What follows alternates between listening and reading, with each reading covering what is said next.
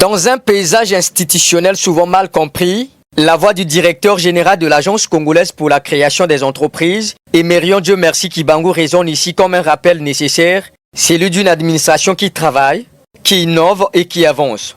D'un ton ferme et méthodique, il expose les efforts engagés sous l'impulsion de la ministre des Petites et Moyennes Entreprises et de l'Artisanat, Jacqueline Lydia Mikolo.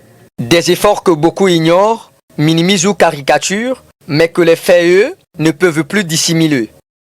Offrir aux acteurs du secteur privé, qui sont un moteur de la création de richesses et pourvoyeurs d'emplois, la possibilité de créer leur entreprise en ligne représente une avancée majeure dans la modernisation de l'administration congolaise. À travers son discours, le directeur général dresse ici un portrait précis d'une action publique patiente et structurée.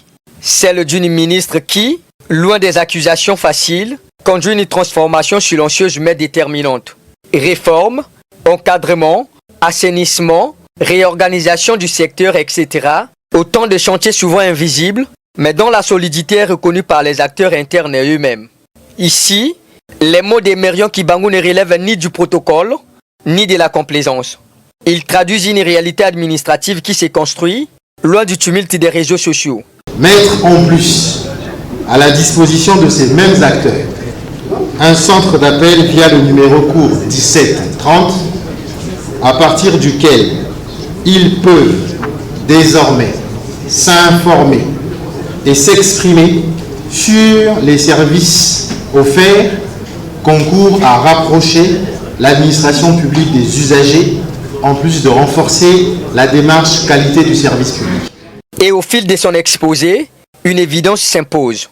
Si les réformes progressent, si la gouvernance gagne en cohérence, c'est parce qu'il existe une volonté politique assumée. La ministre Jacqueline Lydia Mikolo apparaît non pas comme une figure fantasmée des détracteurs, mais comme l'artisane d'une modernisation institutionnelle qui se consolide. Une femme de méthode dont l'action souvent discrète fracture aujourd'hui les préjugés qu'enfant ceux qui, par ignorance ou malveillance, ont choisi de ne pas voir. Permettez-moi, Madame le ministre, de vous féliciter pour avoir atteint cet objectif. Oui, Excellence Madame le ministre, cet exploit est le vôtre.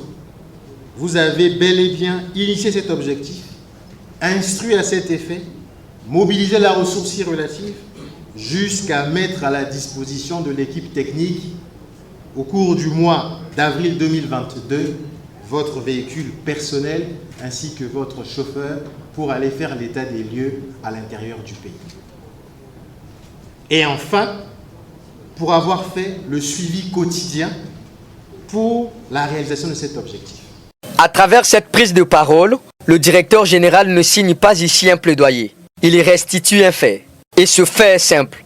Lorsque l'administration fonctionne, lorsque les réformes avancent, lorsqu'un secteur s'organise, cela ne tient ni au hasard, ni aux rumeurs, mais à un travail réel. Travail que ces discours mettent enfin au jour. Proximédia, la chaîne de proximité.